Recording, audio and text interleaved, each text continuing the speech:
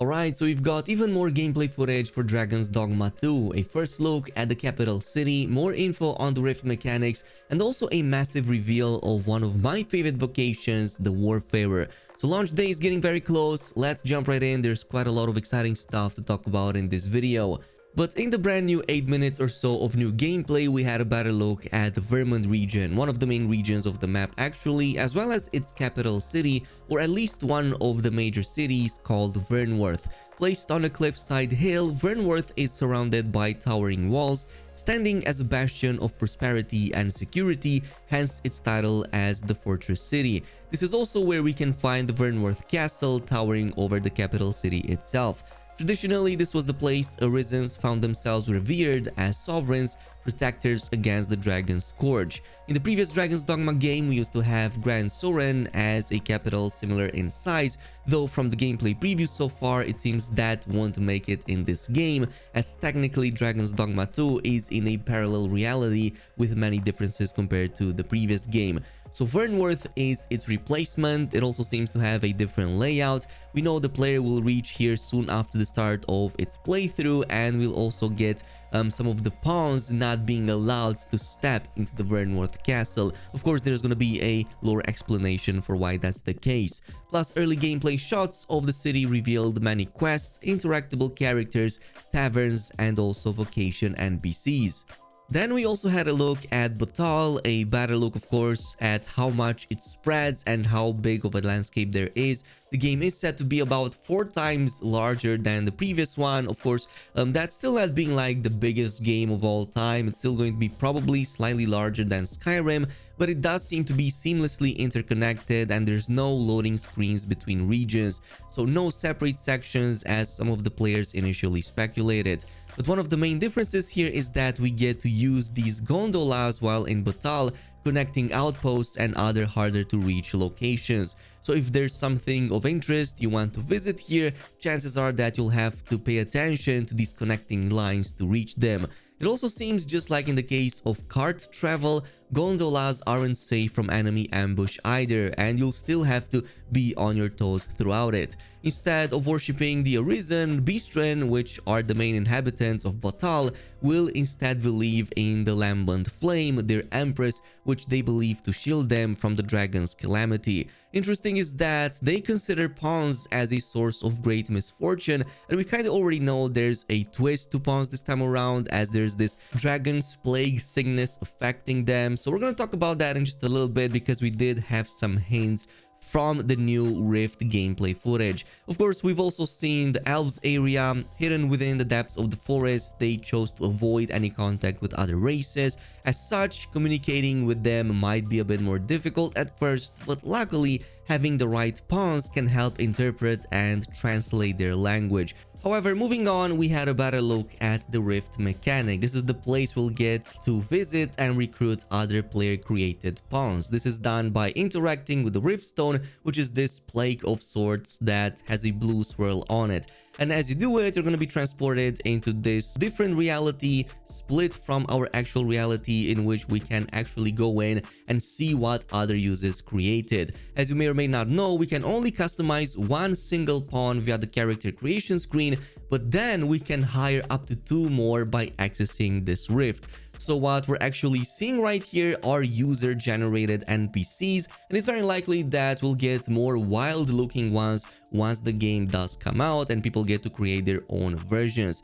But pawns actually get a few cool upgrades compared to the original, mostly at guiding players through the game better, which is done via its much better adaptive AI. And there are some major benefits to hiring other players' pawns via the Riftstone too. So for example, pawns can carry over items such as armor, as well as knowledge of the previous worlds they've been into, including quests and places they have visited. So they can actually help a lot when you start doing those quests, kind of like having a friend that already played the game and now helps you in your own journey. As there's almost no quest markers on the map, nothing to indicate locations, you're gonna have to pretty much be very good at listening to other NPCs indications, which is why pawns come in to help a ton with that. They will actually physically guide you through these objectives, even physically pointing towards your destination. But thanks to Dragon's Dogma 2 adaptive AI, pawns can also feel more lively than they ever been.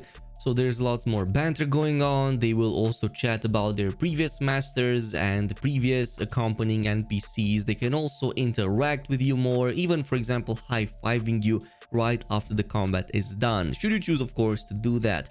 And all of this information, by the way, such as gear, stats, knowledge, all of that can be checked from the hiring screen so that you can then choose the pawn that is most appropriate to your group. Let's say for example you're about to do a quest and you really want a pawn that has the knowledge of it. Well, you can go ahead, recruit that, and it's going to help you guide better through it if you want to finish it, especially since we know that quests can actually expire and even characters can die if you don't complete those quests in a timely manner. So there's quite a lot of failure options here too. And finally, we've also seen other examples with pawns being able to learn from their masters. Like for example, we've seen them developing the woodland wordsmith specialization, letting them understand the Elvish language, which they can then really be useful as they interpret that language for you.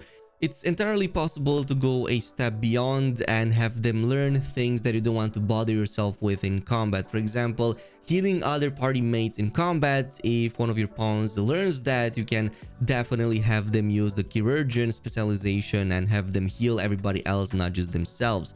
But perhaps the most interesting reveal in the past day or so has been the Warfarer class. Of course, we had some footage of it before and we did know about its capabilities of learning pretty much all the skills of all of the other vocations, but it's something else to actually see some very solid examples of how this comes into play. So this was the 10th and final officially announced class to have gameplay reveal. And I'm not going to lie, it looks way more impressive than I initially thought. As you may or may not know, the Warfarer can use skills from any other class, which gives them lots of versatility.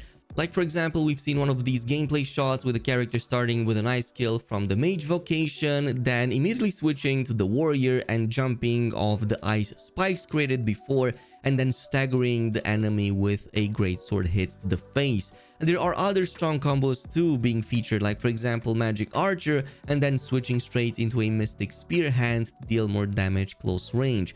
Or my favorite by far, starting as a mystic spear hand, which is an excellent option at jumping on enemies' backs, and then switching to a thief to unleash some devastating damage via helm splitter, or even using its signature explosion on the way down, something that you can actually trigger whenever you want.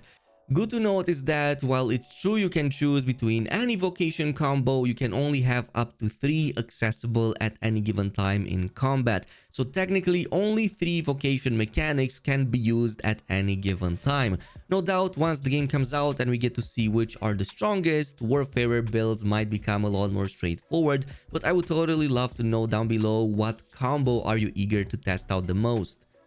Another interesting piece of info comes for the Dragonsplague. Now this is going to be a very interesting mechanic because it's supposed to be this contagious disease that infects all the pawns as they travel between worlds, and rather than being weakened, pawns affected by the disease are instead going to display remarkable performance, actually become a lot stronger, and also become conspicuously bold in their speech and behavior. However, it will also result in devastating calamity, though it's unclear how that will translate to gameplay mechanics because it definitely sounds very dangerous. So having this change gradually affect your pawns should be very interesting. Having them become stronger definitely sounds useful, but I would love to see how this translates to having them change in real time. Just speculating here, it's entirely possible that these spawns would turn into formidable enemies once the corruption actually fully spreads, possibly endangering the world, not just the player itself. Maybe if they defeat you, it might end up being a constant looming threat, like for example a dragon constantly descending from the skies on you every now and then. Like imagine a full-on party of corrupted pawns eventually turning into something dangerous that eventually constantly hunt you down until you find a cure. Supposedly there should be a cure or some way to deal with it, but it seems that it's all tied into the rift, so the more they travel between the worlds, the more this corruption spreads, which may indicate that there's a possible cure to it, as in avoiding to send your pawns to the rift or maybe keeping them with you for as long as possible. Maybe this is a way to prevent or at least mitigate those effects. Another question I have is, well, is there any connection between this and the Great Dragon from the start of the game? As you may or may not know, Arisens are those who have been chosen or chose themselves to challenge the Great Dragon, and their journey begins with them losing their hearts to the Great Dragon, beginning their quest to regain their humanity by defeating it. A story that seems to follow the same route in Dragon's Dogma 2, but maybe the Dragonsplague is that new twist that we've been missing. On a final note, we also have the subject of enemies. We of course know that there's many returning ones such as ogres, harpies, goblins, golems, and so on. Also, day and night cycle once again affects the type of enemy spawns we encounter. So once the night settles, we get to see skeletons, we have ghosts appearing, and even undead rising to fight the Arisen. The undead actually can also form hordes, acting as one mindless frenzied group, making them a much more dangerous enemy to fight. So fighting hordes of zombies definitely sounds interesting, just like how it was back in the previous game, though I do wonder if there's any different new mechanics to it. It's also possible that certain items will only spawn at nighttime, just like in the previous game too.